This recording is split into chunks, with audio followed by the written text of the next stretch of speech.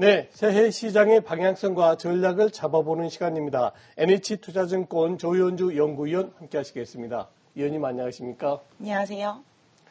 방금 전에 말씀을 드렸습니다만 미국은 마치 신년 효과가 나타나는데 우리 시장은 아직은 그렇게 못하고 있는 것 같아요. 아무래도 기관과 외국인 투자가들의 매물 압박으로 조금 압박을 받고 있는 것 같은데요.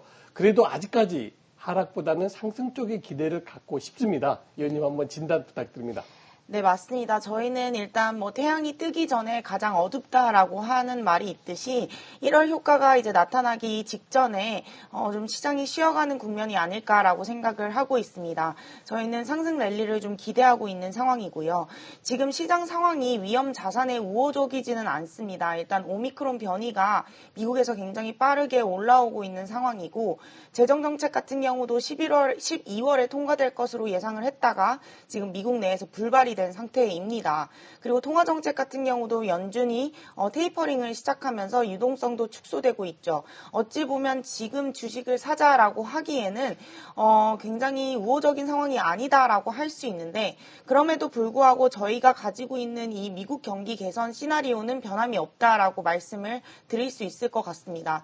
일단 오미크론이 변이가 확산이 되더라도 정부가 강하게 락다운 정책을 시행하지 않고 있고요. 이동성 지수 역시도 크게 내려오지 않은 상황이다라고 보실 수가 있겠습니다. 그리고 미국의 재정정책이 1.75조 달러까지는 불가능할 수 있으나 자녀세액공제나 근로세액공제 같은 이런 복지 법안들을 연장하는 그런 내용들은 다시 준비를 하고 있기 때문에 완전히 불발됐다라고 보기도 어려울 것 같습니다. 통화정책 자체는 사실 물가를 대응하는 부분이기 때문에 어찌 보면 경기가 굉장히 좋다라는 자신감의 표현이기도 할 수 있겠죠. 그래서 저희는 기존에 말씀드린 이연됐던 그런 생산과 소비에 대한 경기 개선 기대감은 여전히 유효하다라고 판단을 하고 있고요.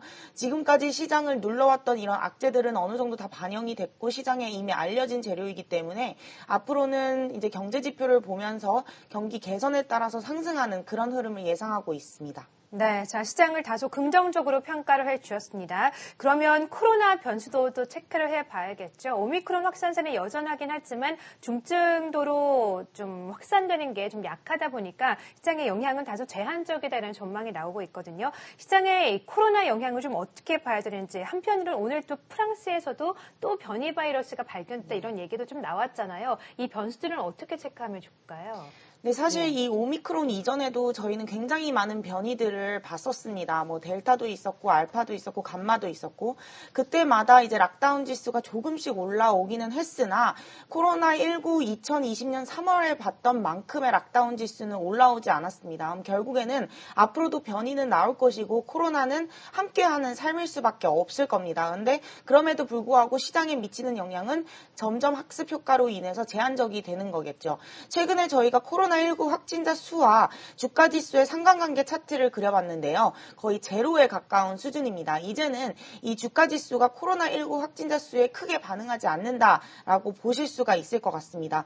오히려 저희는 이 위드 코로나 시대이기 때문에 결국에는 위드 코로나 국면에서 가져갈 수 있는 4차 산업혁명 관련주들은 중장기적으로 계속 투자가 꾸준하게 이어질 수 있다. 이런 부분에서 오히려 기회 요인이다라고 생각을 하고 있고 이 바이러스에 대한 부정적인 영향은 갈수록 더 줄어들 것이다라고 판단하고 있습니다. 네. 자, 결국 주식시장은 실적에 좌우되는 것 아닌가 싶습니다. 이번 주 주말에 삼성전자와 LG전자를 필두로 작년 4분기 실적 발표가 본격화될 텐데요. 이번 실적 시즌의 관전 포인트를 어떻게 보십니까? 네, 원래 4분기는 이제 일반적으로 빅베스 시즌이라고 하죠. 그래서 일회성으로 성과급을 지급하고 일회성 비용들을 다 털어내는 그런 시기입니다. 그래서 대부분 이제 시장들이 실적이 좀 안 좋을 것이다라는 예상은 하고 있는 상황이다라고 보실 수가 있겠습니다. 근데 오히려 이 4분기는 빅베스 시즌이기 때문에 이 4분기에 대한 실적 관심도보다 1분기에 대한 실적 관심도가 훨씬 더 높다라고 생각을 하시면 될 것 같고요. 오히려 4분기에 더 많이 털어낼수록 1분기 3분기의 실적이 더 좋아지고 턴어라운드가 더 커지기 때문에 실적 모멘텀으로 작용할 수 있다라고 보고 있습니다. 그래서 저희는 이번 4분기 실적이 오히려 더 낮아지고 내년도 턴어라운드가 더 강한 업종들이 이번 실적 시즌에 더 좋은 각광을 받을 것이다라고 생각을 하고 있고요. 그런 섹터 같은 경우는 유통, 자동차, 미디어 섹터 같은 경우는 이번 분기에 감익에서 이제 다음 분기 1분기에 증익으로 전환될 수 있다라고 판단하고 있습니다. 네. 자, 사실 1월에는 코스닥이 좀 더 강세를 보이는 달이기도 하고 또 1월 달에는 CES라던가 JP모건 헬스케어 같은 이벤트가 있어서 관련 종목들이 좀 많이 움직이는데 1월 달에 투자자분들 어떤 투자 전략으로 좀 임해야 될까요? 네, 맞습니다. 네. 보통 1월 효과라 하면 이제 중소형주 중심으로 올라오는 랠리를 많이들 말씀을 하시죠. 그래서 저희가 생각했을 때는 그 이유는 아무래도 위험자산 선호 현상이 커지기 때문에 이런 수익률을 많이 낼 수 있는 중소형주 중심으로 사도 무관하게 시장이 잘 오르기 때문에 이 1월 효과가 중소형주 중심으로 많이 일어났다라고 보실 수가 있습니다. 다만 지금은 아시다시피 위험자산이 선호되는 그런 상황은 아닙니다. 변이라든가 정책이라든가. 그럼에도 불구하고 저희가 강하게 상승세를 미는 이유는 경기가 굉장히 좋다라는 부분이거든요. 그렇기 때문에 저희는 이 중소형주보다는 대장주들이 주도하는 시장이 될 것이다 라고 판단을 하고 있고요. 1월 효과에서는 이제 대장주의 움직임을 보자라고 말씀을 드리고 있습니다. 전주에도 저희가 반도체 투톱이랑 자동차 이렇게 좀 큰 업종들을 좀 추천을 드렸는데 여전히 이제 CES 모멘텀을 받을 수 있는 테크 그리고 헬스케어 쪽 긍정적으로 보고 있고요. 특히 저희는 이번 CES에서 자동차라든가 가상현실, 증강현실 그리고 로봇, NFT 이런 쪽에 각광을 좀 받을 수 있다라고 판단을 하고 있기 때문에 관련주들을 좀 긍정적으로 판단하고 있습니다. 그래서 현대차, 카카오게임즈, 한미반도체, 이녹스 첨단소재, 오비고, 에브리봇 이렇게 저희가 좀 추천하는 종목들이다라고 보시면 될 것 같습니다. 네, 그러시군요. 자, 언급을 연구위원님께서 해주셨습니다만, 이제 1월달 남은 변수를 우리 투자자들이 어떤 관전 포인트를 가지고 어떻게 임해야 되는지 한번 정리해 주시죠.